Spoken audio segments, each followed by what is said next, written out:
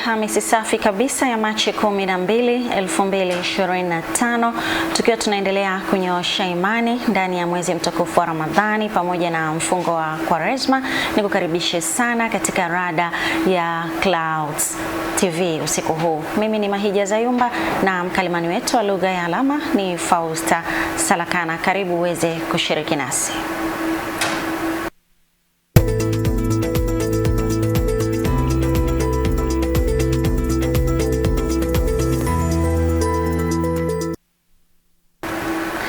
Rada inaanzia makao makuu ya nchi Dodoma, ambapo Rais wa Jamhuri ya Muungano wa Tanzania Dr. Samia Suluhu Hassan amepokea taarifa za tume za tathmini za masuala ya ardhi katika wilaya ya Ngorongoro na uhamaji wa hiari kutoka hifadhi ya Ngorongoro kwenda katika maeneo yaliyotengwa ikiwemo Msomera, na kumwagiza Katibu Mkuu Kiongozi pamoja na Waziri Mkuu Dr. Mwigulu Nchemba kufanya ufuatiliaji wa utekelezaji wa mapendekezo ya tume hizo. Sharifa Mndeme kutoka Dodoma ametuandalia taarifa ifuatayo. Za tume hizo mbili zilizowasilishwa Ikulu Chamwino jijini Dodoma zimetoa mapendekezo kadhaa, ikiwemo kufanya marekebisho ya sheria ya mamlaka ya hifadhi ya Ngorongoro na kuongeza ushiriki wa jamii ya wafugaji inayotakiwa kuhama katika eneo hilo badala ya kutumia ushawishi. Baada ya kupokea ripoti hiyo, Rais Dr. Samia amemwagiza Katibu Mkuu Kiongozi pamoja na Waziri Mkuu kusimamia utekelezaji wa mapendekezo hayo, ikiwemo kutoa rasilimali zinazohitajika ili kufanikisha utekelezaji. Nami nimwelekeze Katibu Mkuu Kiongozi pamoja na Waziri Mkuu kuratibu utekelezaji wa mapendekezo haya na kuhakikisha kwamba yale yote rasilimali zinazotakiwa kwenye utekelezaji wa mapendekezo haya zinapatikana.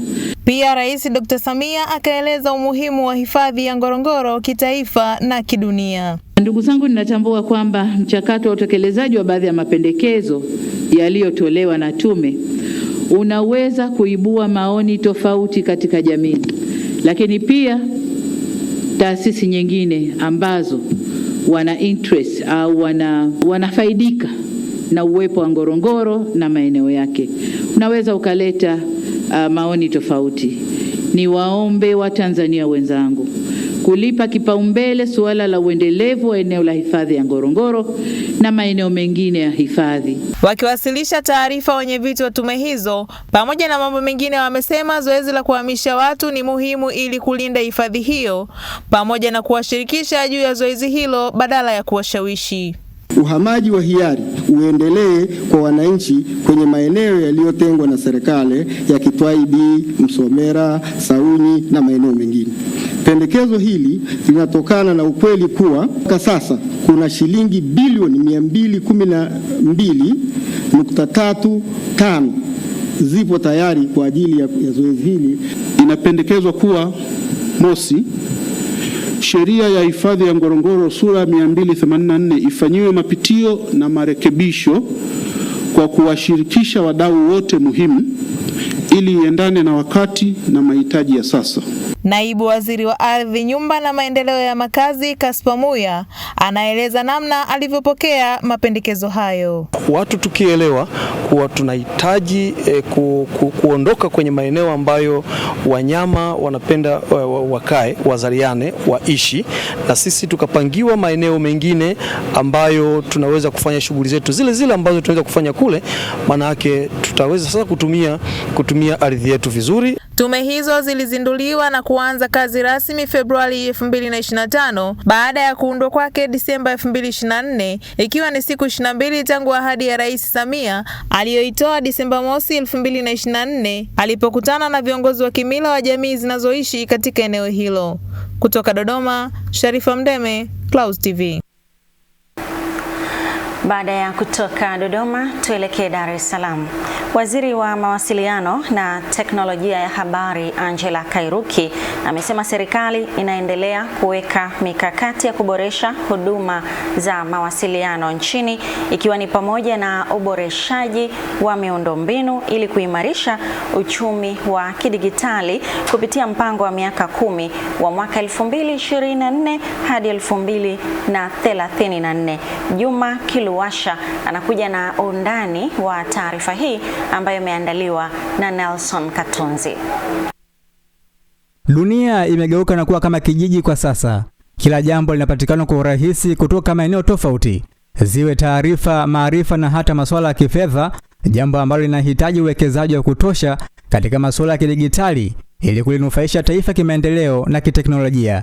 Akizungumza jijini Dar es Salaam katika hafla ya uzinduzi wa maduka 17 kampuni ya mawasiliano ya Airtel Tanzania, Waziri Kairuki amesema serikali inaendelea na mpango wa uimarishaji wa sekta ya mawasiliano ili kurahisisha upatikanaji wa huduma hiyo kwa wananchi. Kwa upande wa vijana wetu, teknolojia imeendelea kufungua fursa nyingi mpya za ubunifu, ajira za kidijitali, lakini vile vile kuanzisha biashara ambazo zinategemea matumizi ya teknolojia. Kama serikali tutaendelea kutekeleza mkakati wetu wa taifa wa uchumi wa kidijitali wa miaka 10 unaoanza mwaka 2024 mpaka 2034 ili kuifanya Tanzania kuendelea kuwa taifa linalotumia teknolojia kama kichocheo kikuu cha maendeleo ya uchumi na jamii. Sambamba na hilo, Kairuki amesema serikali itaendelea kuwekeza na kuboresha sekta ya mawasiliano katika nyanja za elimu ili kuwajengea wanafunzi utambuzi wa matumizi ya kidijitali. Katika zama hizi za teknolojia, maendeleo ya taifa letu hayawezi kufikiwa bila ya kuweka mkazo katika uwekezaji katika elimu na ujuzi wa kidijitali kwa wananchi wetu. Kama serikali, tutaendelea kuboresha mifumo ya elimu ili kuhakikisha inaakisi matumizi ya teknolojia ya habari na mawasiliano kuanzia katika ngazi ya elimu ya msingi, sekondari hadi kufikia katika elimu ya juu kupitia vyuo vikuu. Kwa upande wake, mkurugenzi wa huduma kwa wateja wa Airtel Adriana Liamba amesema lengo ni kuimarisha uchumi wa wananchi kupitia teknolojia, huku diwani wa kata ya Goba ambaye pia ni mstahiki wa manispaa ya Ubungo Lawrence Mlaki akiomba utatuzi wa changamoto zinazoikabili kata hiyo. Dar es Salaam ni kitovu kikuu cha biashara na shughuli za kiuchumi nchini. Kwa sasa mkoa huu unaongoza kwa idadi kubwa ya wateja wa Airtel pamoja na Airtel kutoa fursa kwa mawakala wanaotoa huduma za Airtel Money. Hivyo uwekezaji huu wa maduka mapya unaenda sambamba na mahitaji pamoja na kuimarisha huduma kwa wateja na kuendelea kuunga mkono juhudi za serikali za kujenga uchumi wa kidijitali. Mimi ninachowaomba Airtel ni kwamba kwenye zile CSR, corporate social responsibility, tunawaomba, kuna baadhi ya changamoto tunazo kama wanagoba. Kuna shughuli zetu tunazo upande wa Matosa ule, kama wanaweza kutusaidia kufanya ukarabati, lakini pia tuna changamoto sana kwenye upande wa madawati na sehemu zingine za shule. Hayo tunaweza kuwaomba ili kufanya kazi kwa pamoja ili muweze kutusaidia sana. Na baada ya taarifa hiyo, tuelekee mkoani Morogoro sasa. Katika karne ya 21, matumizi ya sayansi na teknolojia hayakwepeki katika uboreshaji utendaji kazi kwenye makampuni pamoja na taasisi ili kukabiliana na ushindani katika utoaji huduma. Taarifa ya Merina Robert kutoka 88.7 Morogoro inasomwa hapa studio na Joyce Mahuta. Matumizi ya teknolojia kwenye makampuni na taasisi mbalimbali za serikali na binafsi ni fursa katika kuongeza ushindani, ambapo kwa kuzingatia hilo, benki ya CRDB inakutanisha wadau na wateja kwa lengo la kuzingatia matumizi ya mifumo ya kisasa katika benki kimtandao. Kaimu mkurugenzi manispaa ya Morogoro, Christopher Komba, ndiye anayetoa hoja hiyo akisema ni hitaji la msingi katika dunia ya leo kwa kuwa mfumo huo husaidia kurahisisha shughuli za uendeshaji. Ni muhimu kuelewa kuwa matumizi ya mifumo ya kisasa katika internet banking si anasa, bali ni hitaji la msingi katika dunia ya leo. Mifumo hii inasaidia kurahisisha shughuli za uendeshaji kama usimamizi wa fedha na ufanyaji wa malipo kwa wakati, yakiwemo yale ya mishahara na malipo ya washirika wa biashara, wazabuni na wasambazaji. Meneja wa benki hiyo kanda ya kati Chabu Mishwaro amesema hatua hiyo itawasaidia Watanzania katika kupata huduma za benki ya CRDB kwa lengo la kuhakikisha Watanzania wote wanapata elimu hiyo. Leo Morogoro tumekuja kwa ajili ya kuwaelimisha wateja wetu juu ya huduma ya internet banking. Huduma ambayo mteja wetu anaipata mahali popote alipo duniani, yani sio nyumbani, sio shambani, sio nchi gani, duniani, siku 7 masaa 24, ili mradi tu ana kifaa ambacho kinapokea mtandao kwa maana ya internet. Malengo yetu ni kuwafikia Watanzania wote. Wadau wa benki ya CRDB wameeleza matumaini yao kutokana na kupata elimu hiyo kwa kuwa itawasaidia kukabiliana na changamoto katika upatikanaji wa huduma. Kabla ya hii elimu, changamoto tuliyokuwa tunaipata hasa mimi, manake ni signatory namba 1, ilikuwa ni lazima uandike ile checkbook, umtafute signatory mwingine, saa nyingine amesafiri, kwa hiyo inakuwa ngumu na gharama katika kuwahudumia wateja wetu. Nashukuru kwa fursa ya leo kutoka CRDB Bank, wameweza kutufundisha matumizi sahihi ya kutumia internet banking. Ni huduma ambayo ni nzuri. Kabla tulikuwa tunatumia hiyo internet banking, lakini tulikuwa hatuitumii kwa ufanisi. Maana kuna vitu vingine tulikuwa hatuvitumii. Tulikuwa tunajua kutoa hela, kutuma hela, basi na kulipa tu. Lakini kumbe ina function nyingi, kufanya miamala kwenda nchi za nje. Mafunzo hayo yamewakutanisha wadau wakiwemo wateja wa benki ya CRDB ili kuwapa elimu zaidi juu ya matumizi sahihi ya internet banking. Tukirejea tena 88.5 Dar es Salaam, sekta binafsi imeendelea kuwa na mchango mkubwa katika uzalishaji na upanuzi wa soko la ajira hapa nchini, sambamba na kuchangia ukuaji wa uchumi kutokana na uzalishaji wa bidhaa bora viwandani. Juma Mohamed anapewa kibali na rada kuja na undani wa taarifa hiyo. Mazingira bora na rafiki ya kiuwekezaji yaliyowekwa na serikali kupitia mamlaka zake ndiyo ufunguo wa fursa mbalimbali za ajira na masoko zinazowanufaisha Watanzania kupitia makampuni mbalimbali. Ushindi of our campaign is the best, is the unique, the champion of the champion. Musa Pastori. Musa Pastori, mkazi wa Mwanza, anakuwa mmoja wa wanufaika wa uwekezaji uliofanywa na kampuni ya Vivo Energy nchini Tanzania iliyojipambanua katika usambazaji wa vilainishi ikiwemo oil ya Shell, na hapa anatangazwa kama mshindi wa kampeni iliyofikia ukingoni ya Ulizia Oil ya Shell na kujishindia zawadi ya pikipiki. Kwa siku ya leo nimejisikia furaha sana. Kuanzia tu pale siko napigiwa simu ya kwamba unahitajika kwenda Dar, kuna zawadi umeandaliwa kulingana na kazi uliyoifanya. Nishukuru sana. Ila nilimshukuru kwanza yule aliyenifundisha kuuza hiyo oili, kwa sababu alitumia energy nyingi sana katika kunifuata na kunishawishi ya kwamba oili kijacho kinafurahisha. We want to make Tanzanian. Tunataka jamii ya Watanzania na uchumi wa Tanzania vinufaike na utaalamu pamoja na teknolojia ambayo Shell inaleta. Leo kampeni hii inafikia tamati, lakini pia ni mwanzo wa hatua nyingine. Safari bado inaendelea na tuna mambo mengi mazuri ya kushangaza ambayo yanakuja katika siku za hivi karibuni. The show is going on, and we have many surprises that are coming in the near future. Dr. Aileen Mena ni mkuu wa idara ya masoko, mawasiliano na miradi ya kijamii wa Vivo Energy.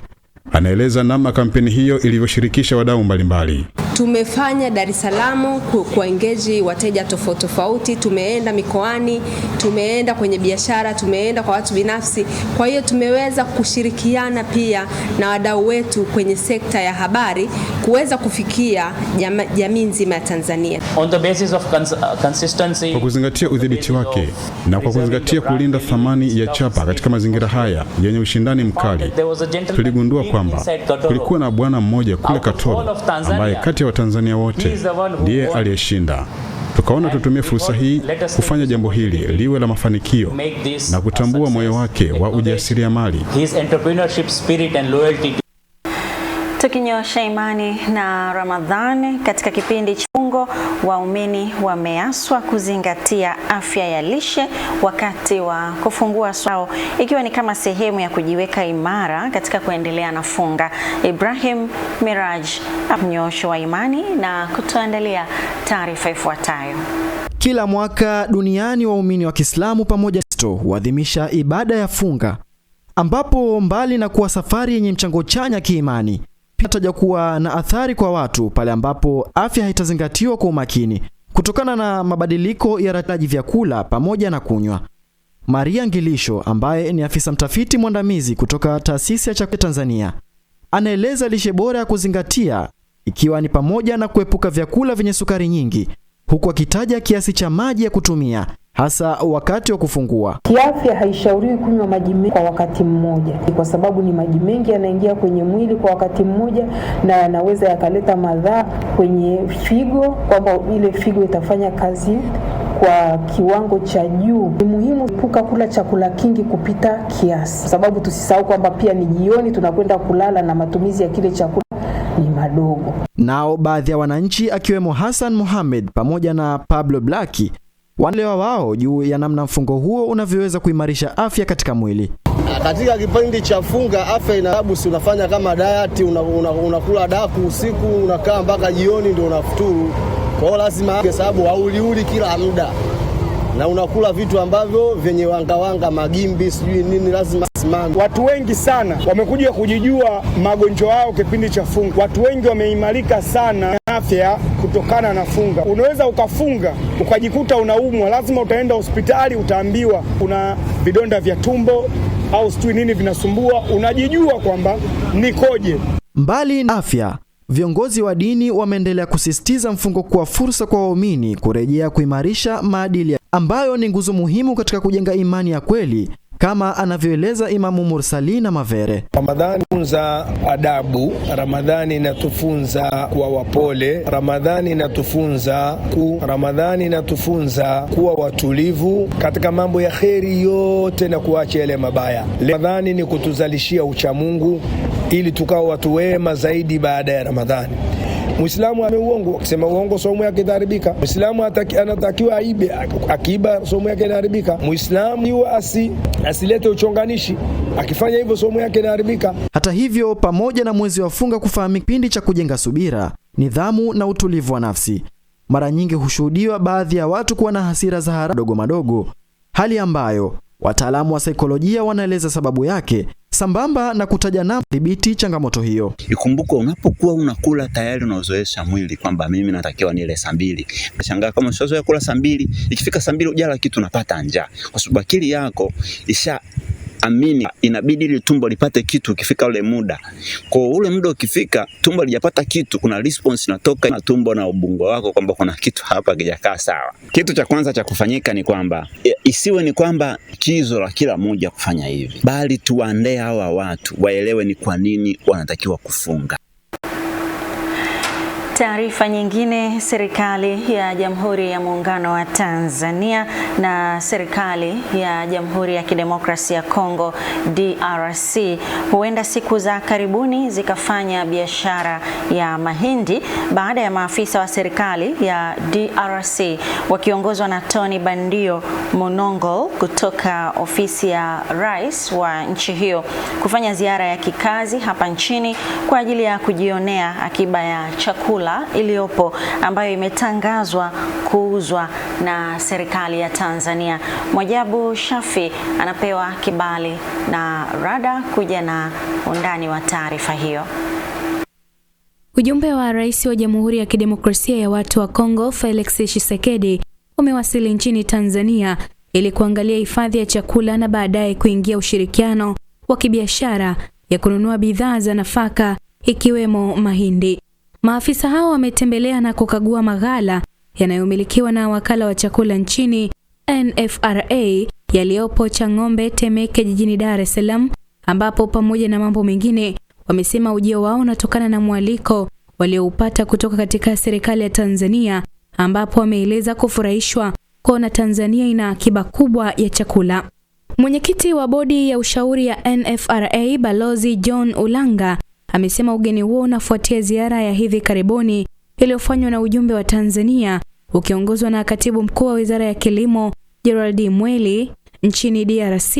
Hivyo kutoka sasa nchi hizo mbili zinaweza kufanya biashara hiyo baada ya majadiliano baina yao kufikia muafaka. Wana mahitaji makubwa ya nafaka.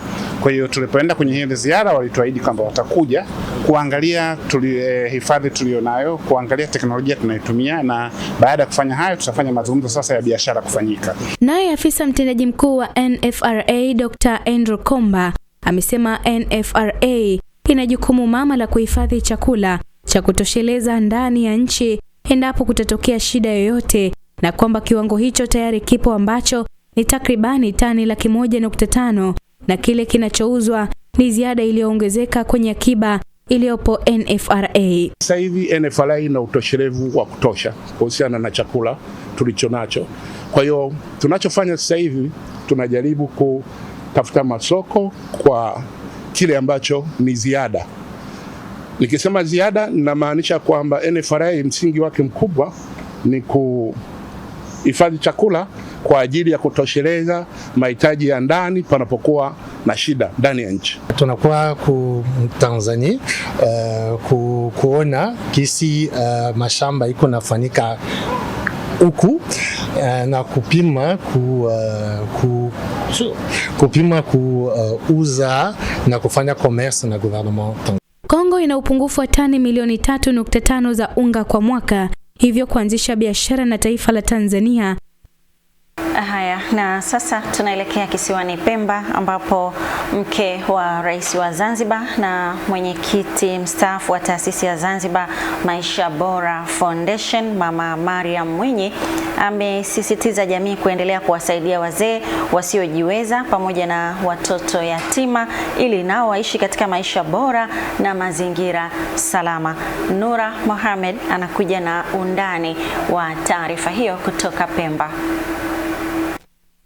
Tamko hilo limetolewa na naibu waziri wa maendeleo ya jamii, jinsia, wanawake na watoto Zawadi Amur Nassor kwa niaba ya mke wa rais wa Zanzibar Mama Mariam Mwinyi alipomwakilisha katika hafla ya kukabidhi sadaka ya futari kwa wazee wasiojiweza wanaotunzwa katika kituo cha wazee Kifumbikai na kituo cha mayatima kilichopo Micheweni, mkoa wa Kaskazini Pemba. Amefafanua kuwa jamii na wajibu muhimu wa kuwalea na kuwatunza wazee, kwani kuna fadhila kubwa kwa Mwenyezi Mungu na jambo jema baada ya wazee hao kulitumikia taifa vyema kwa juhudi kubwa. Mama Mariam Mwinyi amesema taasisi ya Zanzibar Maisha Bora Foundation itaendelea kuunga mkono dhamira ya serikali ya mapinduzi ya Zanzibar na kuendelea kuwatunza wazee na mayatima na kutoa wito kwa taasisi na wadau wengine kujitokeza kuwasaidia. Na hii inaonyesha ni upendo mkubwa tu alionao kwa jamii yake, kwa sababu karibuni tujuzi tulipokea kwa upande wa Unguja tukapeleka kwa watoto na maeneo mengine yanayohusiana na wizara yetu ya ustawi wa jamii. Upendo kama huu si yeye tu au si mke wa rais tu anayetakiwa kufanya au rais, hata sie pia tutakiwa tuwe na upendo wa dhati, hasa kwa wale ambao tunahisi wanaishi kwenye mazingira magumu. Wakitoa salamu kwa niaba ya wazee, mzee Saidi Bakari na bibi Subira Umari Mohamed kwa pamoja wamemshukuru mke wa rais wa Zanzibar Mama Mariam Mwinyi kwa kuwajali na kuonesha upendo mkubwa kwao na kumshukuru kwa kuendeleza utaratibu huo kila mwezi mtukufu wa Ramadhan. Kama zawadi mliotuletea tunaipokea kwa mikono miwili kwa sote. Asanteni sana. Shukrani. Mwenyezi Mungu ajalie mtume mkipata, atilie baraka ya nje na ndani, kila lenye kheri awape. Mwenyezi Mungu apeleke peponi kwa msaada wenu mliotukusudia sisi wazee wenu. Tumepokea msaada huu wa tende, mafuta, sukari na mchele. Mashaallah. Kwa kweli tunashukuru sana na watoto watafarijika sana sana. Naye mkuu wa kituo cha kutunzia wazee Suleimani Muhidan Asa amesema msaada huo utawafanya wazee hao kuishi kwa furaha na matumaini. Alhamdulillah, tunamshukuru Mwenyezi Mungu Subhanahu wa Ta'ala kwa nia thabiti kwa kupokea futari ambayo ni mzuri kubwa kutoka kwa serikali ya mapinduzi ya Zanzibar kupitia mama yetu Mariam Mwinyi. Na sasa tuelekee kwingineko kimataifa.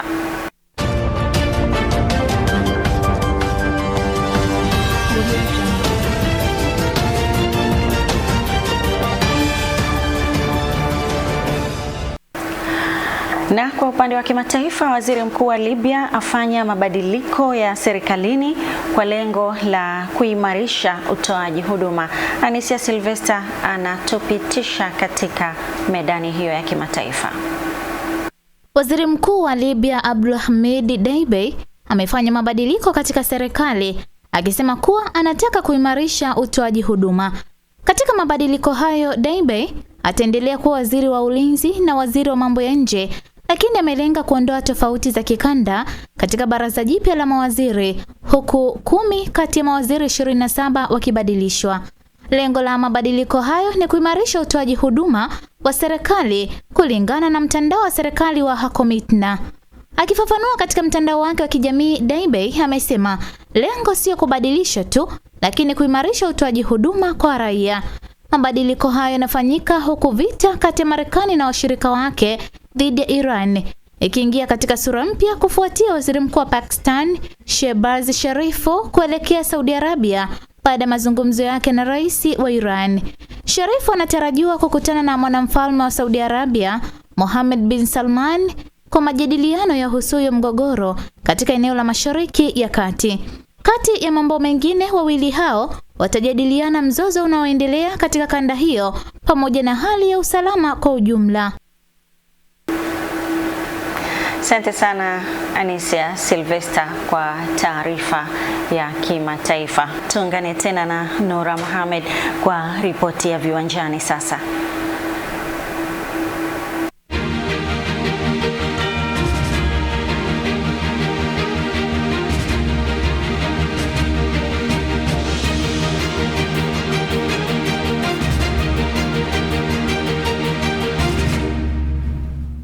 Na tumai buheri wa afya mwanamichezo popote pale ulipo. Karibu katika taarifa za kimichezo. Uongozi wa chama cha soka mkoa wa Morogoro MRFA umesema umepokea maombi kutoka kwa baadhi ya timu zinazoshiriki michuano ya ligi kuu Tanzania bara baada ya maboresho yanayoendelea kufanyika katika dimba la CCM Mkwakwani kuimarika, hasa ubora wa eneo la kuchezea. Taarifa ya Sports Lady Damali Magai kutoka Morogoro inafafanua zaidi. Pamoja na kutoa bainisho wazi timu zilizowasilisha maombi kutumia dimba la Jamhuri Morogoro na kuridhishwa na ubora wa eneo la kuchezea, katibu chama cha soka mkoa wa Morogoro MRFA Alfred Mdende amebainisha pia kuwa wapo mbioni kufanya mazungumzo na uongozi wa timu ya Mtibwa Sugar ili kuirejesha timu hiyo kuchezea uwanja huo kwa michezo yake ya nyumbani.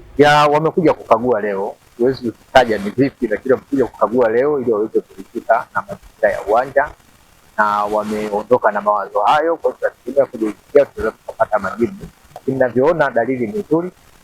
Wana Morogoro wawe na matumaini sana. Aidha, amesisitiza kuwa hawatazamii kukumbana na vikwazo vya kufungwa kwa dimba hilo mara kwa mara kwa sababu za ubovu wa eneo la kuchezea, huku suala la ufungaji wa viti eneo la VIP linaloendelea uwanjani hapo bado wanafanya tathmini ya kina kupata fundi mwenye kukizi vigezo vinavyohitajika kukamilisha mchakato huo. Ni kutoa wasiwasi. Sasa hivi ilibidi sasa tuanze kutafuta wataalamu wa viwanja. Kwa mfano ninavyozungumza hapa na watu wa bodi ambao wamekuwa wanakuja kila wakati kushauri kwamba uwanja tuuwekeje ili usiwe na kasoro. Kwa hiyo ni washukuru sana watu wa bodi, na nategemea tukianza kunania hapa kwa sababu tutakuwa tunatupa gap, tutahakikisha katikati ya wiki pale tunaweka mambo sawa. MRFA imejidhatiti kusimamia kwa karibu uwanja huo, kufanya kwa wenye sifa zinazohitajika na bodi ya ligi hapa nchini. Maboresho na ushuhudiwa sasa ni matokeo ya makubaliano pamoja yaliyofanyika baina ya MRFA na wamiliki wa uwanja wa Jamhuri ambao ni Chama cha Mapinduzi CCM kuepo kwa usimamizi madhubuti wa dimba hilo. Kutoka hapa Morogoro, Damali Magai, Clouds viwanjani.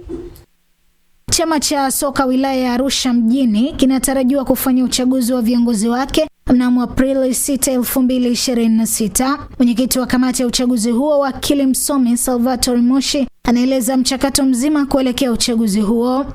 Nafasi ambazo zitagombewa ni nafasi ya mwenyekiti, pia kutakuwa na nafasi ya wajumbe watatu na pia nafasi ya mjumbe wa mkutano mkuu. Gharama za fomu kwa kila nafasi ni kama ifuatavyo. Nafasi ya mwenyekiti ni shilingi 300,000 za Kitanzania, na nafasi zingine zobakia, yani mjumbe wa mkutano mkuu na nafasi ya wajumbe, wao watalipia fomu hizo wa shilingi 200,000.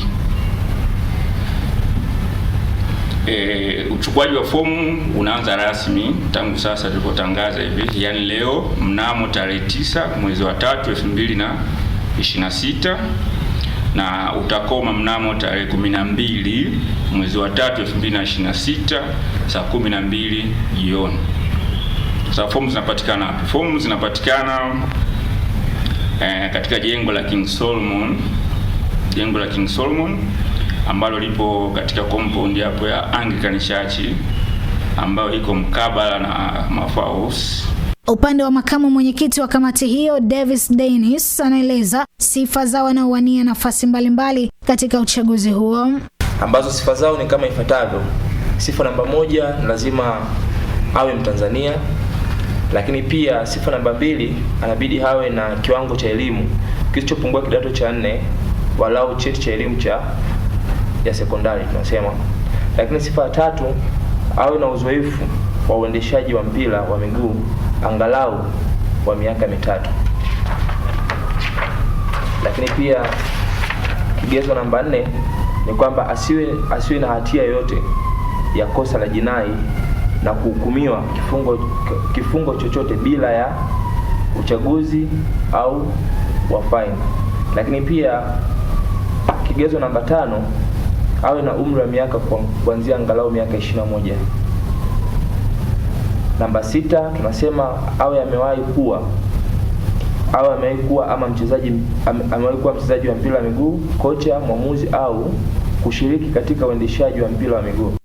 Katika taarifa za kimataifa, mshambuliaji wa Paris Saint-Germain PSG Victor Varakshchelia usiku wa kuamkia leo ameonyesha kiwango cha hali ya juu dhidi ya Chelsea na kunyakua tuzo ya mchezaji bora wa mechi licha ya kucheza kwa dakika 30 pekee.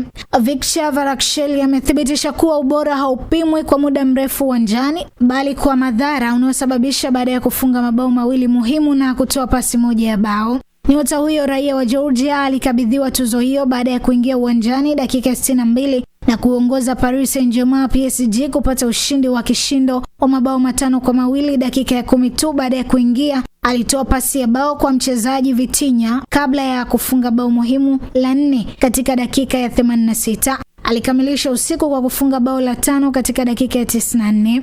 Ufanisi huu wa Victor Varakshchelia unatafsiriwa na wachambuzi wa soka kama salamu za hatari kwa wapinzani wa PSG katika hatua zinazofuata, huku ukizingatia uwezo wake wa kubadili mwelekeo wa mchezo ndani ya muda mfupi. Asante mwanamichezo kwa kuungana nami Nura Mohamed katika taarifa za kimichezo. Kwa niaba ya mwandaji wa taarifa za kimataifa Tamimu Saburi, naomba nikutakie wakati mwema.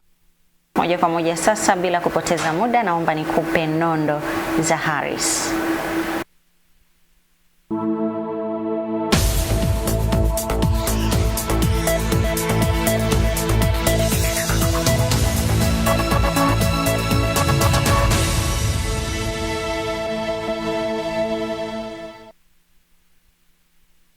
Hii leo zimeandika makosa ni mwalimu, mafunzo yake huwa makali na mazuri kwa faida yako, usiogope kukosea.